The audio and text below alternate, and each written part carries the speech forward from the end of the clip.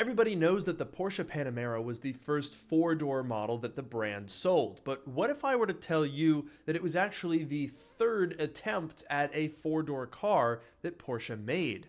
More than 20 years before the Panamera graced our eyes with its eye-catching styling, the Porsche 989 concept showed us what an executive sedan from the German sports car maker could be. However, even this was actually their second attempt at making a four-door model. Before the 989 was announced, Porsche commissioned the aptly named and German-based American Sunroof Company, which had been a supplier for years, to stretch the 928. Now, the 928 was originally intended to replace the aging 911, and its front-engined V8 made it the perfect candidate to stretch the chassis. They added suicide coach doors to give access to a still admittedly tight back seat. The car was a one-off, but it was fully functional. It wasn't just a rolling chassis, and it was intended to be part of the 928 family that included this four-door model, a coupe, and a planned convertible.